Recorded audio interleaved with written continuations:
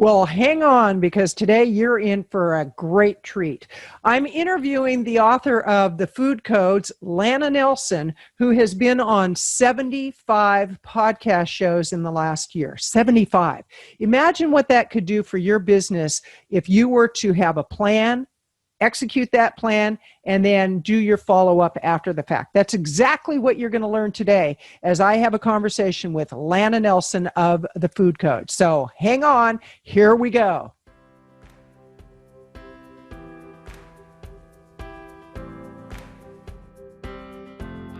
I work with a lot of people. I'm a consultant. I'm an energy worker, if you will. I work with people and food and distress and comfort, whatever it might be that is bothering your body. And one of my main goals, I have a wonderful website that, I'm working, and then I keep my website up. Another thing I do is I have a husband who has become Dr. Bruce Nelson, who, because of an illness of his many, many years ago, not many, but a few years ago, he had a massive brain aneurysm, which put me in the position which I am at right now. So, and I know a lot of you, your listeners, their lives are changing. Yes. And changing rapidly at any age, no matter if you're in your 30s, no matter if you're in your 50s, 60s, or even 70s these days. So I'm grooving and moving with the times and with whatever else seems to be a heavy load. And I know lots of people are carrying that. So that's where I'm at right now. Okay. And now, when was the book published? Was it 2017 or 18? It was 18, Okay. late 2018. Okay. And Yes. Lynn Klippel is the publisher of the book, and Marvelous. Great to work with. Now, once the book came out, I know that you had a lot of challenges during that time. When is it that Dr. Bruce had his health issues going on? He still does, but 2014. okay. In June of 2014 is when he had a massive brain aneurysm that people don't live through. He's a miracle that he lived through it. Right. I was close by him when it happened, or it would and not. I did CPR. It's a very traumatic time, and he was in the hospital for 45 days recovering, had to learn to do every bodily function again. Every bodily function, walk, talk, eat, swallow, etc. And, he's doing pretty good right now with what he's got, okay? And you're doing fantastic, because I know for a period there you took some time off and you really needed to take care of what was going on with him. And that was what you were being called to do. And then you got your book finished, got it published, and now it was time to market it. And the two of us, we had talked quite a bit about you getting on podcast shows. So let's talk about when you did your first podcast show, because I know that one was one that you resisted. I remember when we first talked about you getting on shows and you kept pushing back in your very kind way. It's like, well, do you really think it's going to make that much difference? Do you really think I should? And I'm like, yes, you should. And tell us about your very first show, what that was like. Well, it was Maturepreneurs with Diana Todd Banks in Australia. Mm-hmm. And she terrified me. Okay. She was so good with all the things that she needed from me. She sent me like 3 or 4 pages, and I need this and this and this. And it was exactly, I hadn't experienced this before, but it was exactly what I needed to do. So I went out and got a microphone and earphones and all the things that I needed for this. And then I freaking didn't know how to use them. Okay. I did not know how to use them. So learning what to use, how to do it, and so forth. And I was not ready for her first show. She was so kind with me. And so she moved it forward a little bit. I just let her know. I said, I am very new to this. I really appreciate you. And she was very kind with me. She didn't say, oh, newbie here. No, she was super duper kind with me. And she wasn't even talking about, the show had nothing to do with food and my Food Codes book. Okay. This was entrepreneurs. So it was something, it was mature entrepreneurs. And I realized, hey, I'm one of those. Anyway, so long story short, I was terrified and I thought, okay, maybe I just don't want to do this. Okay, Kathleen, I'll just move this out another month or two. No, do it now.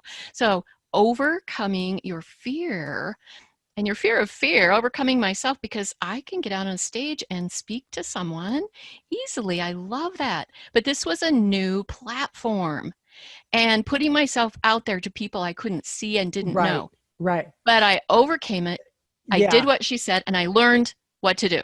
And we did it. And that's the big thing is when you don't know who you're talking to. You don't know if there's 2 people listening, 2,000 people listening, because by the time a show goes live and you get all the downloads, on the live, which most of them are not done live. And we're doing this one live, but most are not done live. And even on a live, you might have 5 or 10 people, but by the time you get all the downloads, it can be thousands upon thousands upon thousands, which means that you have a great opportunity to impact people. And obviously you've gotten over your fear because you're great on the microphone. And how did you overcome the fear of being on these podcast shows? By doing it. Okay. By being as prepared as I could in advance, Mm-hmm. by doing my homework, okay, with whom I was talking to. Who are you that has asked me to be on or said kindly, sure, I'll take a chance on you. Right. And to be on finding out who it is I'm talking to. That overcame my fear. I would look at what they had done. I knew in advance what to expect. I listened to some of their podcast shows, and then it's like, okay, they seem to be asking the same kinds of questions from each person. I'll come prepared with those types of answers. Sometimes I even wrote them down. Mm-hmm. And here's a tip. Okay, here's a tip for newbies and for oldies too. But write down the name of your host. Okay? Write down their show name, write down and call them by name. Because sometimes, it's like as you're doing a show, it's like, oh gosh, what is my name? And I can't remember what your name is right now. And I'm feeling a lot of stress and your mind kind of goes. Right. But have yourself a set of notes. Write down what your website is and what the name of write down all the things you want to say. Have them there. So at a glance, because I remember one show, at the end of the show, the host said, okay, and where can we find your book? And I'm going, my little Right. brain just kind of Right. went on. I couldn't think of Amazon.com. So, I mean, how many times, who doesn't know that word? I couldn't think of it at that point. And looking back, it felt like a huge thing to me, but it really wasn't. But in Right. my mind, it was. So it's something you could beat yourself up about. And Right. don't do that.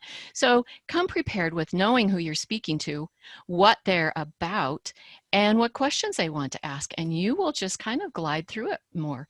But overcoming your fear of it is simply by doing. I love that. And I love the tip of writing their name down, because that's something I do recommend to people, because we can forget. Now, when you're on Zoom, oftentimes the person's name is in the lower left-hand corner of the screen, but not always. And Yeah.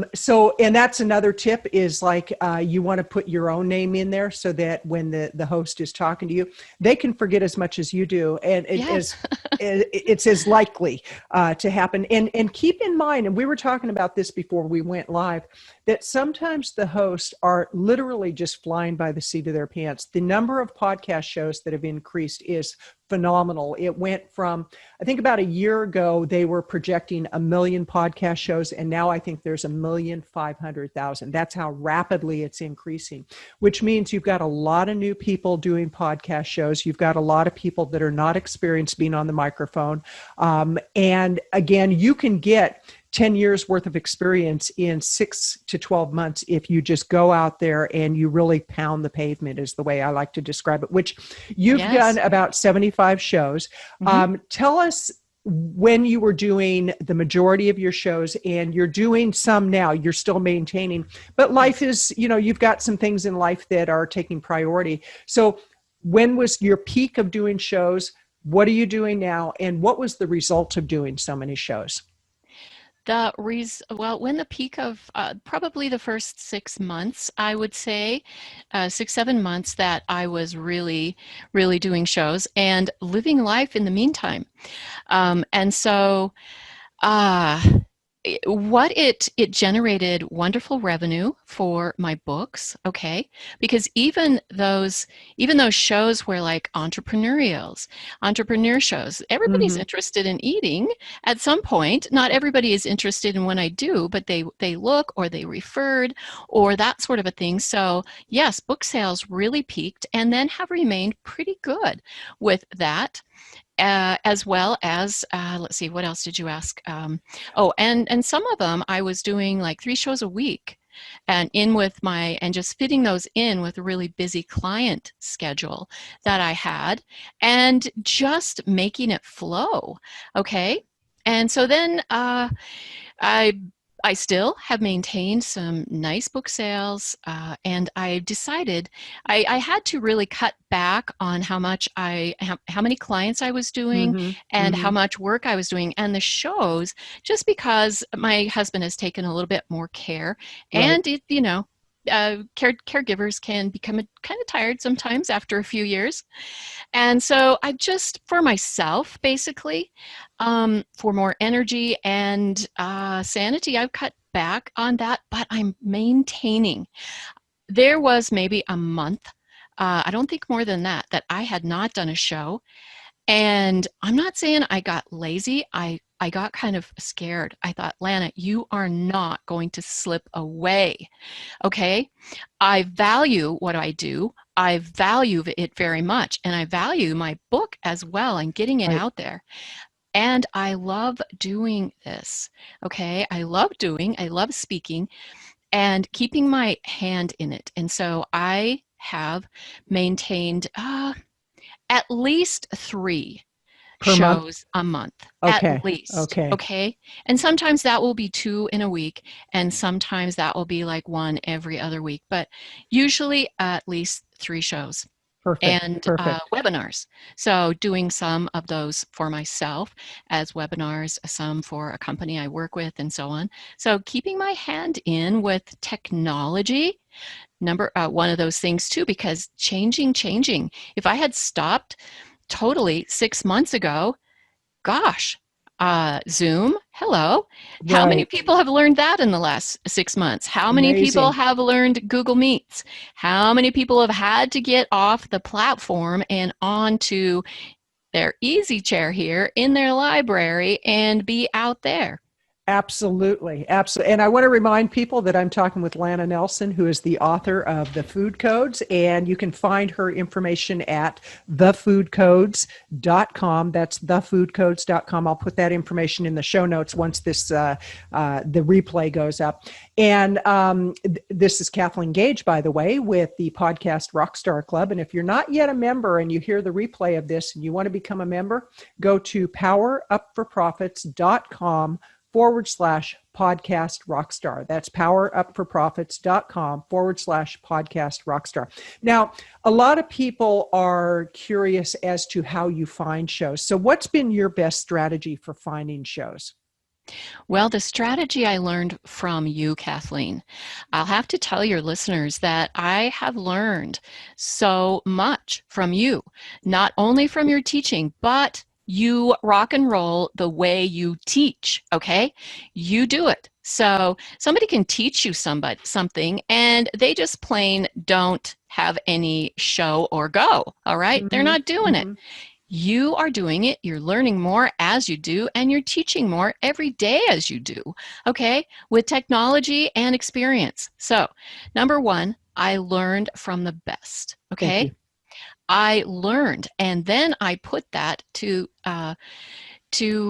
working, okay? So, how I got out there is experts leading me, guiding me, like you, Mm-hmm. Okay. helping me and give me fabulous ideas. And then this was very cool. When I started getting on some shows that really I thought were making a difference instead of just sporadic here and there, I researched the top people in my field. Okay. I researched who they were, and then I looked at the shows they were on. And some of their recent shows I started with. Okay, so the host was fresh, they were fresh in the host's mind, and I reached out to those hosts and said, so here's a trick. And here's what I've learned. Not only researching your host, but listening to some of their podcasts. And I would say, hey, I loved your podcast on blah, blah, and would mention that. And I really liked what you said about and how you interviewed. So I would compliment them earnestly and truthfully. Mm-hmm. And so almost always they had their VA that was reaching back and forth with me. But I also offered to send them, I would love to send you my book. And never have I been turned down. Never have I been turned down. So I would send them a book to scan me, and every single time. Okay, and this has cost me a lot to send the books. I first started sending them out via Amazon, and just having Amazon send it. Right. No, then I ordered a bunch of books. I sent them out myself, personally autographed with a lovely wrapping paper in a colorful package. They got this gift. One person, this one woman who was even very ill, and that's what her show was about, I sent it to her in a gift bag. She sent me a picture going, look what my cat and I just received today. I love it so much. From this and doing that with people, I have hosts that say, you know what, I really think you should. So these hosts that I sent out to, that I researched, they will say, I think you would be a great guest on someone else's podcast. And one person in particular has sent me a game show that I was on from London. Okay. You were the most popular on that, as I recall. I zoomed it to the top with that game show. It was it was fun. It was totally, and this was in the beginning. Okay. This was like maybe the second or third, maybe even fourth. Right. And wow, did I go into that green. I had no idea that I was going to be asked a whole bunch of questions randomly, and what were my thoughts on that. Okay, so I just started being my personality, and I won. And then that led into three more shows. Okay. And that host said, man, you would be so good on this show, that show, the other. He sent me to worldwide 4 or 5 references that he sent them. He referenced me. Okay. So that can happen to any of your listeners. I mean, there was no more green than me in that. Okay. So, and it was just like stumbling around. And also with wonderful things that have come out of it. I'm just going to show you this book, Maturepreneurs Talk.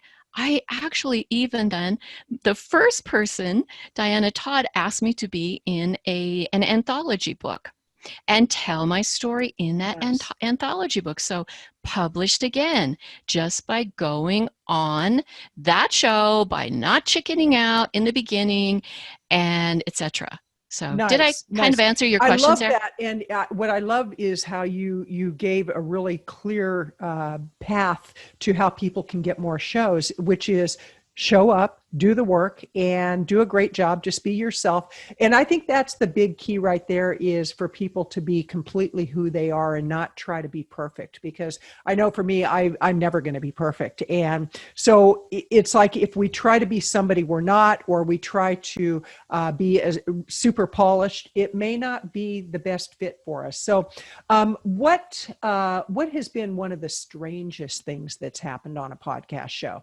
that you can think of? And I invite people to put questions in the comments. If you have any questions for Lana, please go ahead and put your questions in, because she will answer your questions. So go ahead, Lana. Okay. Well, it was on that contest show. And one of the, so then they had a competition. So first I was on the show, and it was just like single shows. And then the host started to ramp up his game, and he's going, okay, well, what we're going to do is we're going to pit this person against this person in some playoffs. Okay. So one of the people was a man. He had won. He was a musical artist. And then we were both asked the same question. And it was, what is one of the most embarrassing times in your life? And so a thought immediately popped up into my mind, and I thought, oh, do I even say this? Oh my gosh, be yourself, Lana, okay? And I said, well, it might have been the time that my daughter was in my closet looking for something, and she pulled out a little bag that had 2 booby tassels in it and said, Mom, what are these? They lost it. The host is a male. The other guy was a male, and he goes, I got nothing for that one.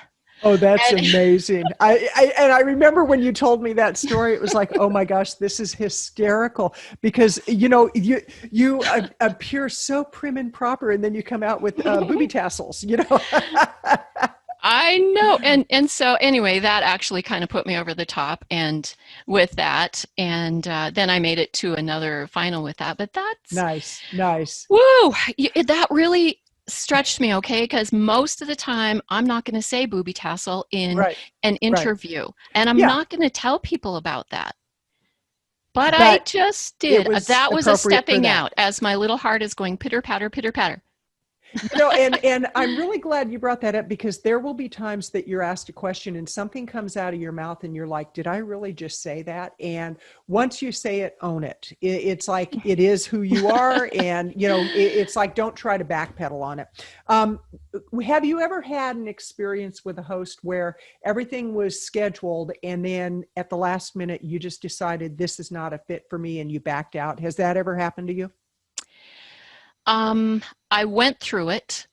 I actually went through it, and the host was really definitely not a fit, and it was a good experience for me. The host kind of hounded me after that, and let's take a step back here. Give us kind of frame it of what was it that made you feel like maybe this wasn't a fit, and what happened? Okay, it seemed like a good fit at first. It really did.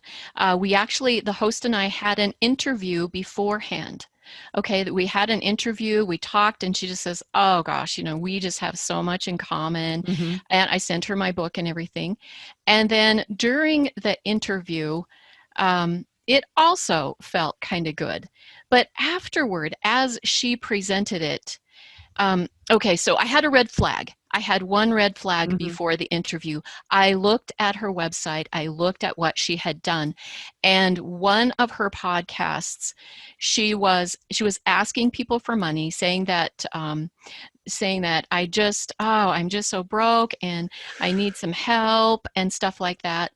And I'm really trying to do this and that. And I had already committed. Okay.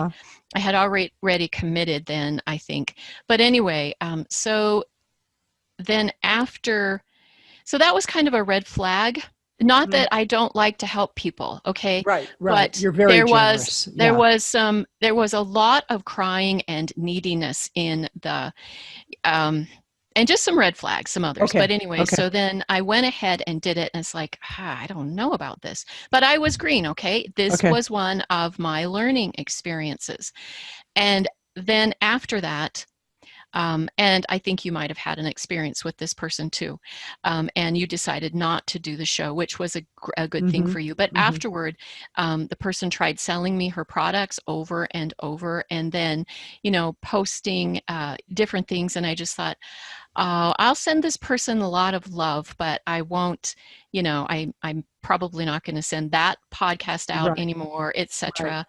But so, you know, there's different folks out there. And you might really align with some and not with others. And, you know, I'm glad you said that, because if it really feels like it's not a fit for you, and as a host, I've had a couple of occasions where we went through everything with the guest and it seemed like everything was aligned. And at the last minute, I said, you know, this just isn't going to fit for me. Either they were too much trouble and you can find that with a host too, where the host is a lot of trouble. They make you jump through all these hoops and they get all the information wrong. Have you ever had a situation where a show was booked, you showed up, and the host blew you off? Okay, tell us about that. Yes. Okay. I had one host. And so here is where your kindness comes in, and thinking about this and what might have gone wrong, instead of saying, why, that dirty blankety blank. I was here. They were not. What the heck is going on? With two different people. I'm going to give you two different scenarios here. One was a woman, one was a man. And I was very excited. It was when I was first starting out, and this man had, what appeared to be a really good talk show and really nice. And so I show up and nobody's there. And so, I sent him messages and didn't hear back from him. And then not a while. And then he sent me a message saying, my dad has had some problems, and apparently a caretaker with his dad. So, and he was in the hospital. So, okay. So then we set that up. And this happened a couple more times. And I just sent him lots of love and said, if you ever decide to do this, get a hold of me, but you probably won't. So that was that. But there was another time. So it was a woman that I was suggested by my game show host. And so we had something set up, and right last minute, she texted me and she goes, "My mother is dying and I'm having some trouble right now. I'm just having to put everything on hold." Right. So I didn't, you don't know if you're going to hear from that person again. Months later, I did.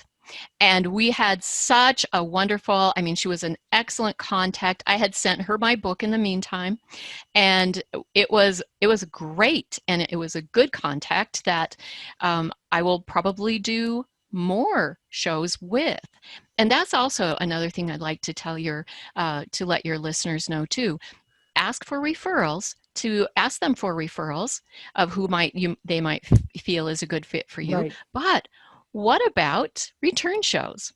Okay, what about whatever you're doing right now? You're really green, for instance, doing podcasts. How about we have you on in a few more shows? I had one person, my game show guy said, I told him in the beginning, I said, he goes, "What's your goal?" And I said, 100 shows as fast as I can. And it was at that time.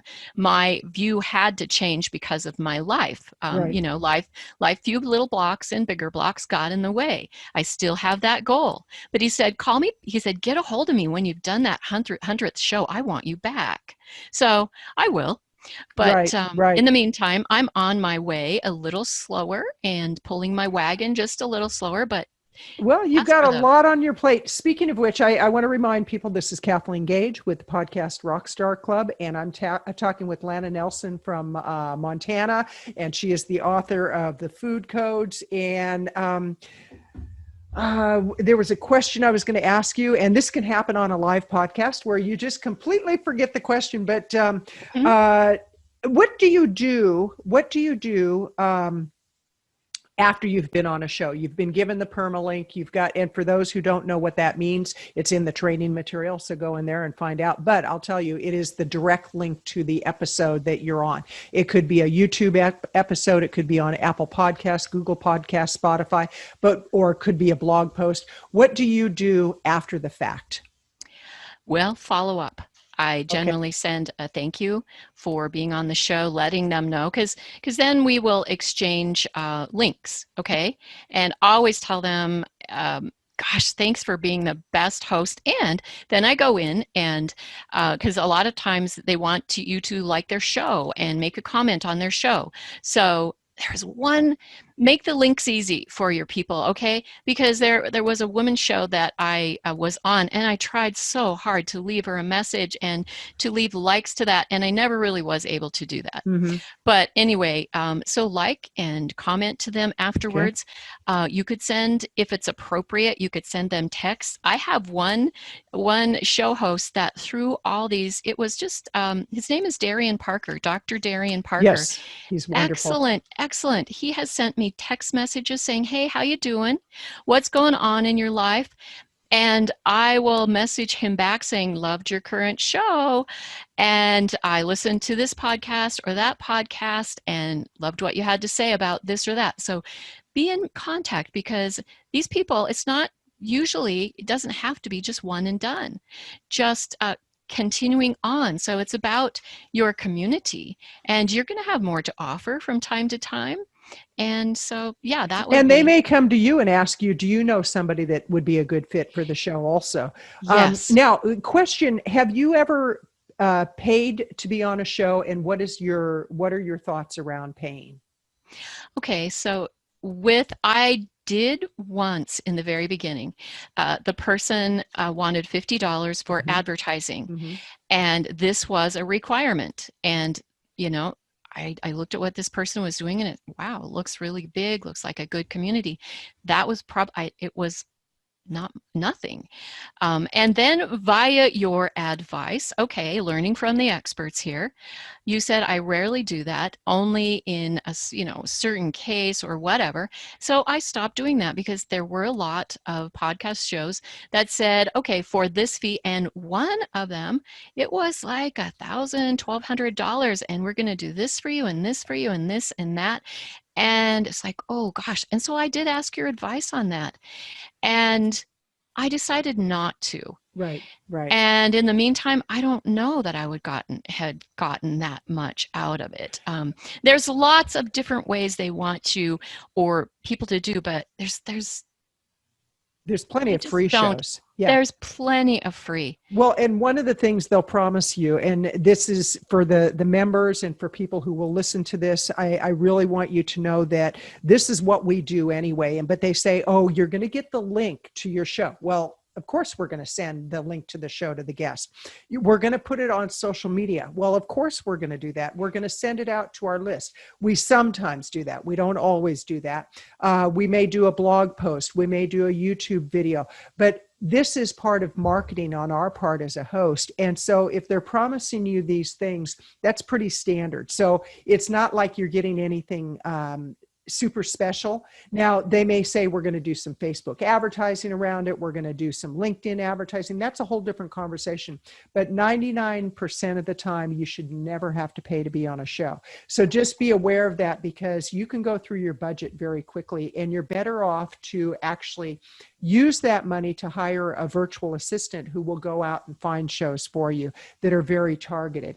On a flip side, I belong to a number of Facebook groups, and I had something recently that happened where somebody posted, I need people for my show. Who wants to be on my show? And every single one of us said, what's your show even about? I mean, it's, you want to make sure that if you're going to invest the time to be on a show, that it is a good fit, but you want to look at as many hooks and angles. For example, Lana, with you, it could be on nutrition. It could be on being an author. It can be on being an entrepreneur. It can be on being a caretaker. There's a number of different topics that you can address as a guest. Now, tell everybody that's listening and who will be watching what it is you do in your business. What you mentioned that you do consulting. I know you also do speaking, or you used to when the pre-pandemic. What is it exactly that you do with your clients? What I do and how my food code originated was working with, and I originally worked, I'll keep this short as I can. I originally worked with my husband, Dr. Bruce Nelson, in our office. He's a holistic chiropractic physician, and he helped people from all over the world get really be free from pain, disease, sickness. Okay. Mm-hmm. So as he's doing that, I had learned to do what is called muscle testing. It's just a simple way to access the subconscious mind to find out the answers of what's going on with you, good or bad or whatever. And so it can access whether you have trapped emotions or if an organ or gland is out of balance. It can also access what foods you need, what are your best foods, and so on. And so from that, I said, hey, we need a program for foods for our patients who are very ill. And so that is a really long time ago how the food codes book morphed. But what I do now is I work with people who have emotional imbalances or eating or who have discomfort in their body, and then just ask, and I use my intuition. That's where things happened first. I realized that I could medically just almost like see with my intuition into somebody's body, a certain part that was out of balance, and then discover what that was associated with. Now I often use what's called the emotion code or the body code, which my wonderful brother-in-law, Dr. Bradley Nelson, has put out. So I work with lots of clients, finding out and discovering what imbalances are in the body causing them whatever type of discomfort they have. And I also use the food codes and teach how you can use it in the book. It's just like it's a teaching manual basically of how It's you can wonderful. access And you've it. worked with myself, you've worked with Karen, you've worked with my sister, you've worked, and this is something you don't normally do, but at least at this point, but you've worked with some of our animals when we got Oh, Delaney. I work with lots of them. Okay. I Okay. work And good to know lots of because, animals. and I will tell people that if you have an animal who has any kind of an issue, give Lana a call. And how can people reach you, Lana? Thefoodcodes.com is my Okay. website, Excellent. but they can reach me through that, Okay. and they can get my book on Amazon.com. I remembered that. Yes, definitely go to Amazon. This is what it looks like. I encourage people to get it. And I will tell you that when we got Delaney, she was a rescue and she actually showed up on our property and we didn't even know what kind of dog she was. She was in such bad shape. And it turns out she had been a puppy mill breeder dog. She was about 10 years old. Her teeth were rotted out. She had infections in her eyes. She had just a mess. And we really thought we were going to have to put her down. And Karen was a little skeptical at the time of like, intuitive stuff. Natural. She calls me woo woo and she's woo. And she said, we'll see if this stuff works. And you and I were on the phone and you were going through and telling me different issues that Delaney had. One was her hip. And sure enough, we had her x-rayed and she had a bad hip. It was a dislocated hip that had never been properly healed. And you did whatever it is you did, your amazing healing, remote healing. And I put Delaney down and she could hardly walk when we got her. And I said, Karen, you've got to see this. And Delaney started running. Karen goes, I'm a believer. I am a believer. And, so it's something I do encourage people if you've got any kind of issues. My sister had something pretty substantial going on. Lana, you worked with her. You did amazing stuff. And she even said you did her food codes, gave her certain foods that she should eat and that she shouldn't eat. And she said, I have not felt this good in ages. And it was really Cool. something that just made a huge difference. So I do encourage people, get in touch with Lana, go to thefoodcodes.com. And let's see if we've got some questions. Debbie says, let me pull it up on this computer. Debbie asks the question, have you learned something not to do for a podcast or with a host? In other words, I'm going to interpret the question. Is there anything you would advise against doing? One is paying to be on a show, but what are some other things that you would say, nah, this is a big no-no? Okay. Don't write yourself a script. Okay. In the beginning, I actually would, and just be yourself. Don't be somebody else. Just be your own personality, whether it's brash, whether you cuss sometimes. You might just be careful with that one. But, be who you are. Right. Be who you are. I'm kind of fun and light and, sometimes I can wear booby tassels. So be who you are. We're not going to ask you to show us the booby tassels. We won't ask you that. But I want to see if there's any other questions. Sandy's been on the call. Debbie's been on the call. And are there any questions that people have? Ask Lana because she is very seasoned at this. What marketing material would you recommend people have, or what should they do on their website that really will make a difference? Have a really good web person, okay? Don't do it all yourself, because that is, send your, and this is one thing that I'm preaching to the choir here, okay? In the past few months with sifting down my workload and what I need to do, I haven't put out as many emails. I'm regretting that. To my to my list, okay? So I'm being kind of unfaithful to my list and my followers. So be faithful and do something, whether it's monthly or even just once a month. Right. And I'm in my observances with people that I follow, I've seen this same thing happening. Some people just shoot out a bunch and then you never hear from them again. And then they'll start up with little spurts. And, I have been in that category. And so I am working at making those commitments to be more faithful with your list. Make sure that you have someone taking care of your website so it's not down. But I mean, Does that kind of answer your question? Did It I get off does. track there? It does. And there's a question that came from Andrew. Do you have any suggestions for offering a free resource at the end that goes to an opt-in page? Why don't you go ahead and answer that, Lana, and then I'll go ahead and add to it. Okay. Love it. So a free resource, and people love videos. We can't say enough about videos, okay? Because anymore these days, it's like I get to send something and it's like, oh, that's not a video. There's not just a little clip. Do a video. Boy, they're going to grab that. On mine, I offer a video clip of the 30-second gut flush, which is a technique that you can use for digestion. And Kathleen is fully, I she use it all loves the it. time. I use it all the time. I also repurposed a report from many years ago when I was first, now because the food codes wasn't my first book that I wrote. I actually wrote another one, which we won't go into that story, and didn't and will never be published because it was like any other diet book out there. It was just showing you what the best foods were. I took a list of the top foods from my clients from many, many years, and the foods that they should stay away from. These were very ill people. And so I wrote a book basically on a diet with the top foods and the bottom foods. They weren't always the best for everyone, is what I found out, because you need to test for yourself. And I teach that in my book. But so I repurposed a wonderful report called the 10 Top Energy Healing Foods. So I put that up, and it's a download. And you might also want to, if you put a survey or something out there, that it be a fillable. I love those.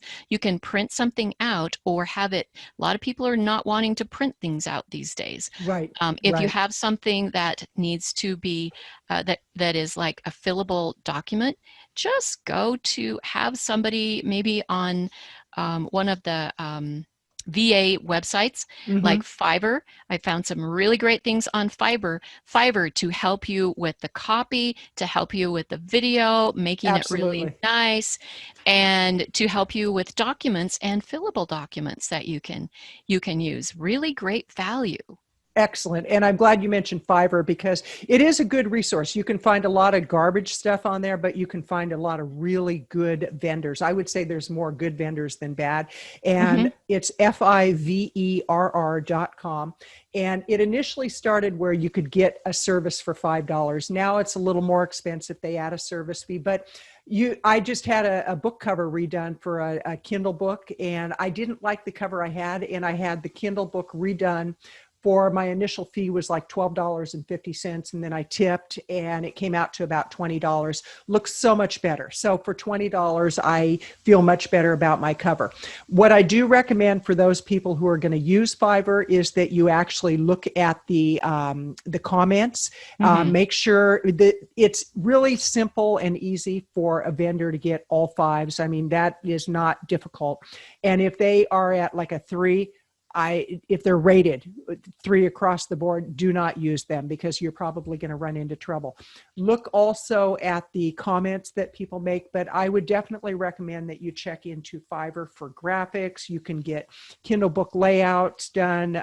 You can get book covers. You can get videos. Great resource. Now, one thing that Andrew asked, and I want to address this particular one. It ties in with what your question was. Should you get approval from the host in advance for giving something away? Absolutely. As a host myself, if I have a guest that is coming on my show and they start taking over and they start really exploiting the opportunity, I probably will edit that out. Keep in mind, there's such a thing called edit button, and we can edit out anything we want to. So you want to fully respect the host. And if they say, is there anything you'd like to offer? You can let them know what you want to offer. Send them a copy of it. If it's a program you're selling, you could actually, which I don't recommend that you sell on podcast shows. I recommend that you get people into your conversion funnel. And what you can do, and this is a little more advanced, but Lana could do this. There's plenty of people in this group that could do this because you've done plenty of shows. You've got products you sell. You can set them up as an affiliate. One of the things that I like to do with hosts, if they really want to promote my products, I can give them the link get them to sign up as an affiliate, give them the link to the giveaway that is actually set up as an affiliate opportunity. And that way on the back end, when something is sold, they get a percentage of the sale. A lot of hosts don't even know to do that. And I'm starting to teach some classes. Next week, I have a class I'm teaching for the International Vegan Women's Association. I'm teaching them about starting a show. And that's one of the things that I'm going to teach them is a way to monetize a show is if you have a guest that has really great products and you want to promote them, promote first the free thing. Like with you, don't try to immediately sell people. Get people on your list, but create an opportunity for the host, because then you'll have a great collaborative partnership. And again, always ask for permission. This is not about asking for forgiveness. I do not agree with that at all, because I do have 2 shows and I'm very particular about who I have on my shows.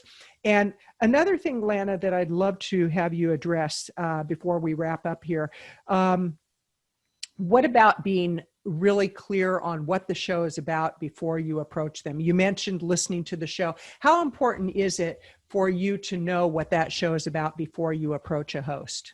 Mega important. Okay. Mega important. I have to know why am I there? Why have they asked me there? So if I have, let's say, a running and exercise and a weightlifting group, these people are, mega into that. What do I ask the host? What would you like me to speak to your tribe about? What would you want your listeners? What about? So for instance, an entrepreneur, mature entrepreneur, and I've used that a couple of times, they wanted to know how I did it, what I did, exactly what was the process of becoming an entrepreneur, how I did that, and how I did it again, and how I did it again at an older age.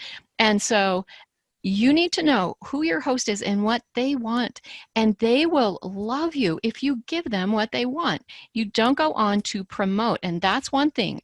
You promote by giving the host what they want. And then there is always something that for instance, my book is about food and intuition and so on. But there's a way to bring that and how I did it or what I did or my life or someone else's life, bring that into giving the host what they want. They will love you, and not being in there to advertise. You see those shows and you turn them off. No, make it interesting. They want to know. Podcasts are about you and the host. They want to know about you. We're voyeuring right now. We're learning from people. And who are you? And I'm so curious. And tell me more about you. Right. And et cetera, et cetera. So good advice, because I know with my show Plant-Based Eating, you were one of the few guests that you're not 100% plant-based, and early on I didn't have the criteria that I have today, and I wanted you on the show because I love the food codes and I wanted you to share how plant-based eaters could really utilize the information. And then there came a point, I don't even know where it was in the show, that I decided, only those people who are 100% plant-based vegan will be on the show. I mean, that's just that's the law of the land now. You just zeroed it down. Absolutely. Perfect. And if I have somebody who tries to get on the show that's not 100% plant-based, that's the first question I ask them. So when people approach me, if they say, first of all, I am 100% plant-based, that solves a lot of the problems, because I don't want to have to go back and forth. Another thing is that don't be high maintenance for the host. I have somebody that had booked the show. She didn't show up to the interview, and I'm like, okay. I always like to give them the benefit of the doubt. Well, maybe, something happened, they got ill. And I wrote her and I waited like 5 minutes and I said, we're booked for an interview. Well, she had gotten the time wrong. And that's one of the challenges with the time change and with different time zones. Check in with the host, make sure that you've got that down. Okay, so I said, great, let's go ahead and reschedule. We rescheduled. She canceled and scheduled again. We rescheduled, she canceled, and she's done it 4 times. And we haven't even had a conversation yet. And I'm going to tell her, I don't think this is going to work out, because as a host, when somebody schedules an interview, I put that time aside.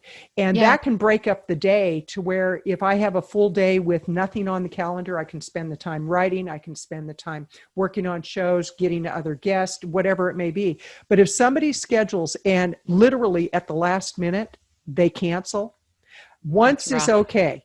You know, I give them the benefit of the doubt, but this is the fourth time this has happened. She's not going to be on my show. And interestingly enough, she has a lot of clout. And as a host, I want to feel respected. So that's something important for you as guests, that you want to respect the host. You want to realize they have busy days just like anybody else, probably busier if it's a really popular show. So on that note, I'm trying, here's something. Have you ever had show hosts that have reached out to you? You didn't approach them, but they reached out to you and said, would you be on my show? And if so, how do you respond to that? What do you do to get on their show? Yes, I have. Okay. And again, it's just the same process. I check out who they are, what they're doing. And, you know, I had one big person, let's say, and that reached out to me.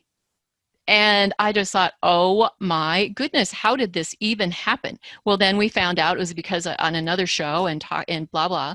But anyway, and I handle it the same way. I find out who they are. I found out a little bit about what they do. How do you operate with them? Okay. You know, oh, yes. Thank you so much for the invite. I love what you do. I've been a follower of yours for years, you know, that sort of a thing. This is a great honor. How can I help you? Wonderful. Okay. Well, Lana, in closing, let me see if there's any more questions that are coming through. Debbie said, thank you. Good to know. Andrew said, thanks for the great advice. And Sandy's been on the call, and we have a few people that are still on the live. And this is going to go out all over the internet. I'm going to be doing a blog post on it. I'm going to be putting it on all the usual suspects for the audio platforms. It's going on YouTube. So for Platinum members, or for Podcast Rockstar members, if you would like to have a live done with you, all you need to do is go through all the training material. I do require that because I want you to get the value from this program. Book 3 shows, do 3 interviews, and have them go live, and then let's have you on the Facebook Live. Because I think in addition to me teaching you what I know, I've been doing this for a long time. It helps to have members who have actually had results, and they're out there, they're rolling up their sleeves, they're doing the work. And I just want to say, Lana, thank you so much, because last week we had Marcia on, who had a stroke. And she had a stroke when she was 53 years old. She wrote her book. She's been doing podcast interviews. Yes. And a lot of people would not achieve what she has achieved. And I said, how have you done it? And she said, I just got in and did the work. I did what you said to do.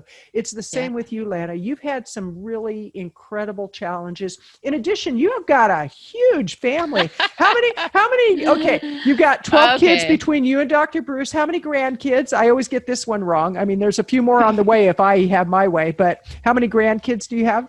Okay, those of you listening to the replay, pull over now. Do not just go into, as you're driving, okay? No, my husband and I, Dr. Bruce, married. He had 6 children. I had 6 children at the time. They're all kind of like about the same ages. And so in that wonderful going into the 28th year union now, we have 12 spouses, okay, of those 6 children. And then with that, we have 33 grandchildren now, Kathleen, and 2 greats, okay? You do the math on that, and it's well That's over incredible. 50 people. So, but it's fantastic. There's another book. I've been on mothering podcast shows. Hello. Nothing to do with my book, but we all need to eat. Everybody does. So there you have it. Okay. Well, Lana, if you think I love you, you're right. I adore you. You're one of my favorite people. I love just picking up the phone and us having a conversation. I just so appreciate all that you're doing. And I appreciate all the healing that you've done, seriously, for myself, for Karen, for my sister, for my animals. You've just been a phenomenal, phenomenal resource. I encourage people, pick up a copy of the food codes, and you can go to Amazon to get this. We'll be putting the link below in the show notes. And I do encourage you, go to thefoodcodes.com. That's thefoodcodes.com. Check out Lana's information. Check out her media page. If you have a podcast show and you want to have Lana on, she's a fantastic guest. And with that, I just want to say thank you to everybody who's tuned in today and those who will listen. Go out. Have a great day. Thank you, Lana. Thank you. You're a fabulous host. Thank you. Take care. Bye-bye.